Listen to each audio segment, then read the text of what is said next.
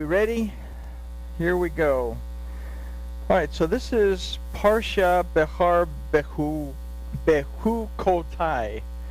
And if you were going to read the whole thing, it would be Vayikera 25:1 through 27:34. We're going to do the Sidra, and the Sidra of this Torah portion is called Behar, that means in the mount. Let's talk to our Elohim, and we'll take a look at maybe another angle at the Shemitah year.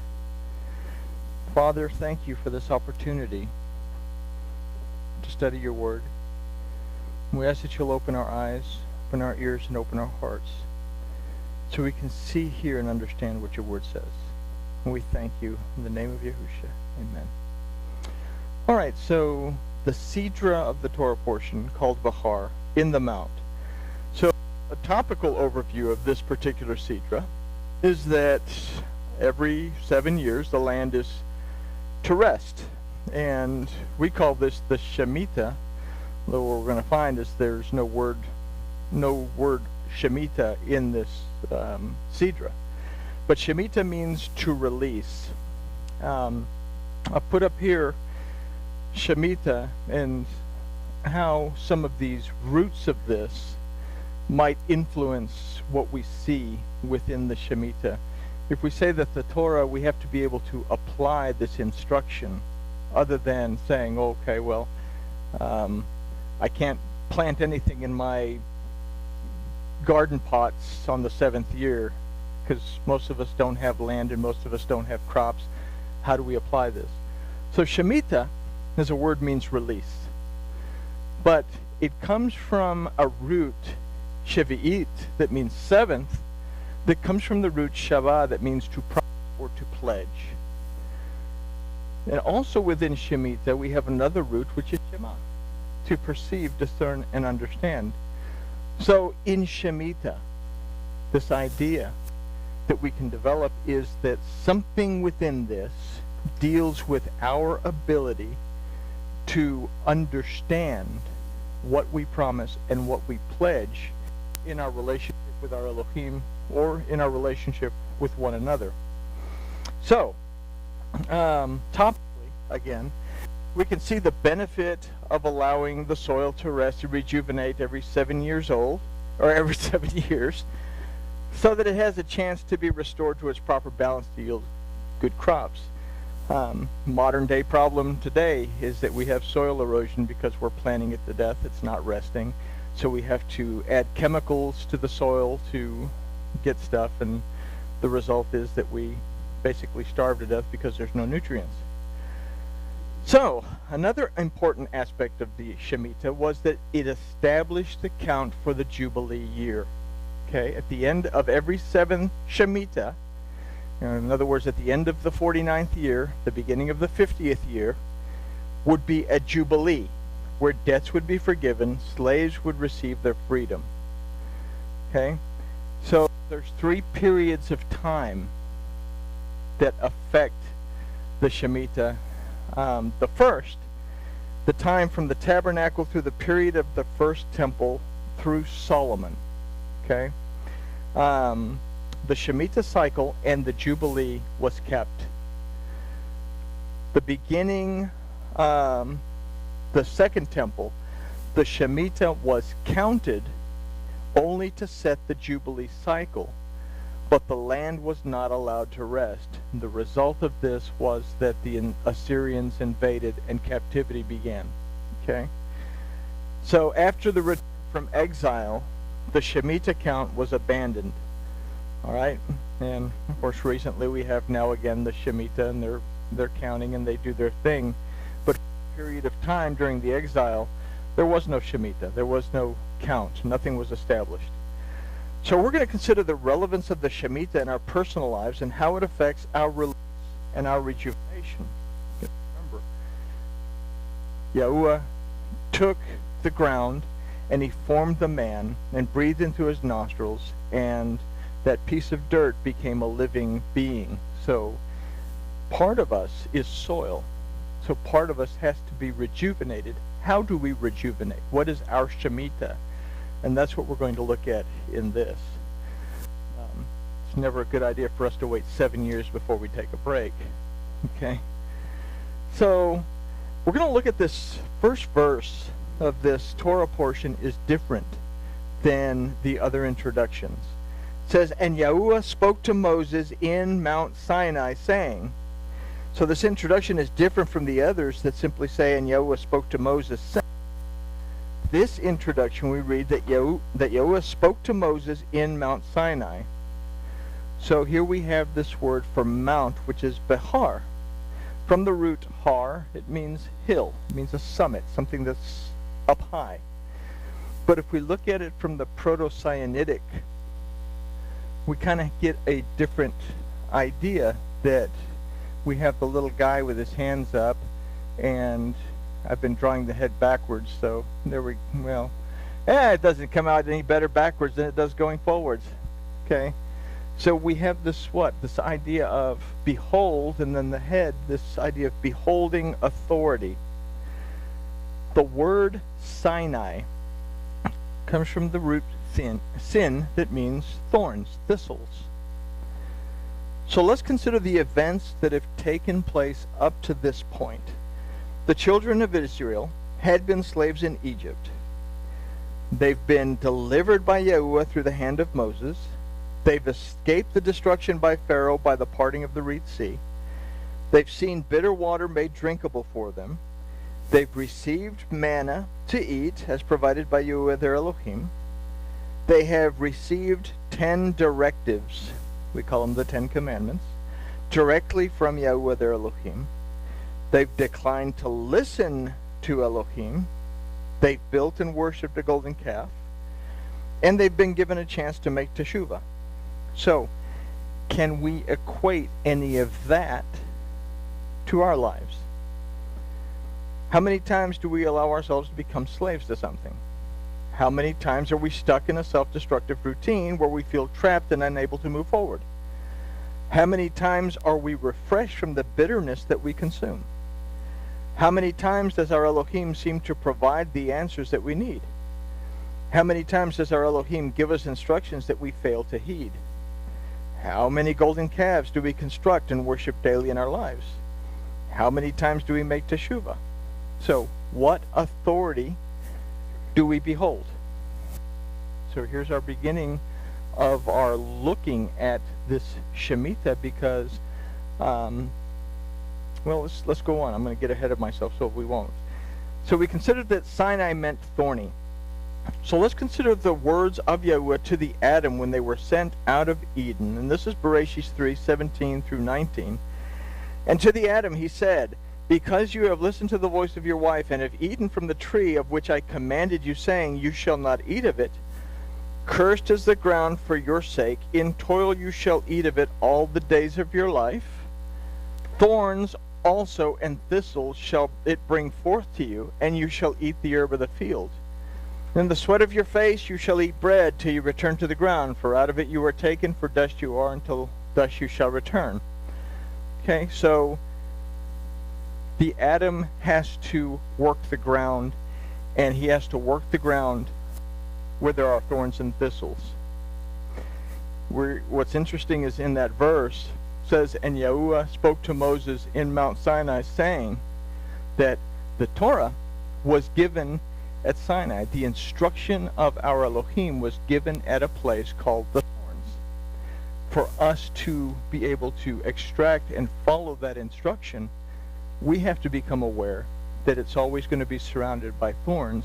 And the thorns in this case are our perceptions that get in the way of our being able to follow the instructions or hear the instructions clearly.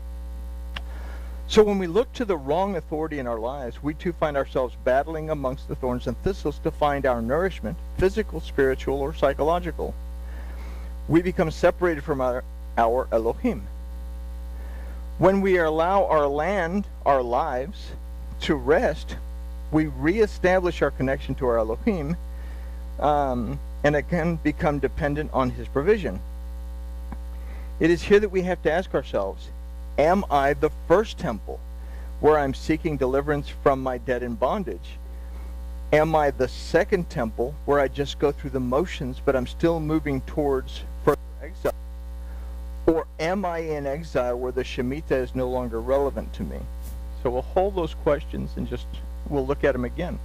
So this takes us back to this. It says, where is my allegiance placed? To what authority do I pledge my allegiance? And do I understand what authority that might be? And do I find a release within any of that? So, verse 2 says, "Speak to the children of Israel and say to them, when you come into the land which I give you, then shall the land keep a Sabbath to Yahuwah. 6 years you shall sow your field, and 6 years you shall prune your vineyard, and gather in the product thereof. But in the 7th year shall be a Sabbath of solemn rest for the land, a Sabbath to Yahuwah. You shall neither sow your field nor prune your vineyard." All right, so again, many of us have fields that we sow and prune and vineyards and all this stuff. How do we extrapolate an instruction from this for us? So let's take a look. Let's consider that the land represents us as individuals. It represents our lives, okay? And everything in Bereshit 1, when he creates the land, separates the land from the water, plants in the land fruit-bearing trees and herb bearing its own fruit, that is us in our ability to become productive. He creates the Adam and he tells them, be fruitful and multiply. More than just an idea of procreation, but an idea of, I'm giving you a life, do something with it. Okay? So, we can consider the Shemitah to be a representation of our weekly Sabbath cycle, where we work 6 days and rest on the 7th day. But we need to bring it in a little bit closer. Okay? We find ourselves in a tangle of thorns where a rest is certainly needed. But what about day to day? The word Shemitah does not appear in the Hebrew of these verses. The word Shemitah means release, yet there is no release until the 7th Shemitah is completed, which brings the 50th year of Jubilee, where a release of debt and slavery takes place. What we have to consider is that there's a daily Shemitah if we allow it to be. How is there a daily Shemitah? There's 6 days or 6 years that we plant, and then there is 1 day that we allow the soil to rest. In our day, well, there's 24 hours in a day, so how does this apply? 6 represents our carnal life, that part of our day is spent in a carnally minded mentality. Do we allow ourselves to enter into a Zion mentality, a mentality where the Word brings us what? What does Zion mean?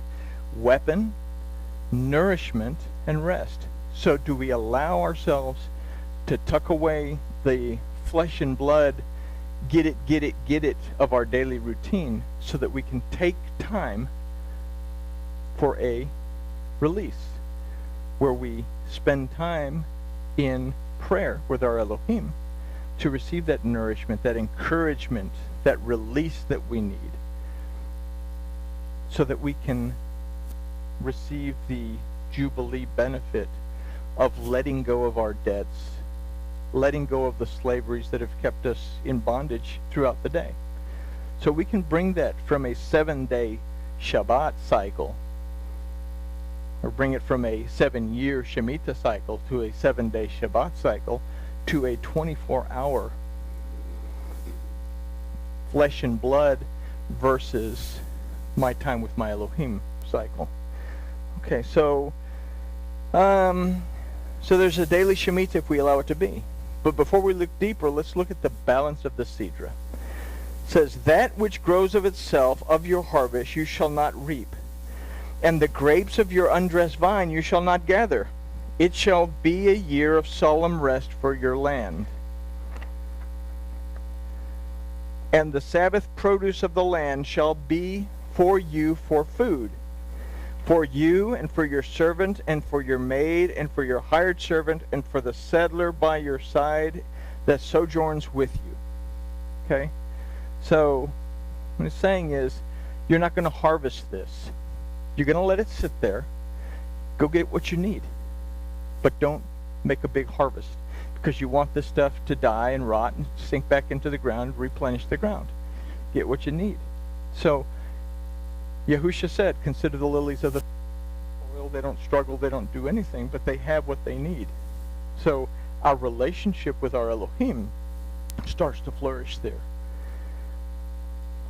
Verse 7 says, and for your cattle and for the beasts that are in your land shall all the increase thereof be for food. So we read that there's to be no harvesting of crops, but the produce of the land unharvested is to provide food for daily need. The land is to reabsorb its crop and be nourished by it. So what we consider is that we too must be willing to allow our lives to find rest while feeding ourselves daily. We have to rest while we feed ourselves daily. We still have to live, and we still have to go through the motions of doing whatever it is that we do to provide that sustenance.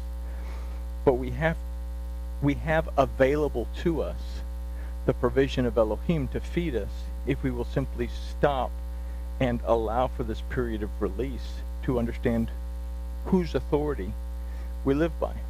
So our Shemitah becomes for us our time of, or our time in the Shema, our time of releasing our cares to our Elohim in prayer and self-examination. During our time of prayer, we take the time to examine the thorns and thistles that we allow our Elohim, and we allow our Elohim to open our eyes to see the way towards our Jubilee. Okay? So, why do we Shema? Shema in the morning to get ready, to recognize that I'm going to wrestle against Elohim today.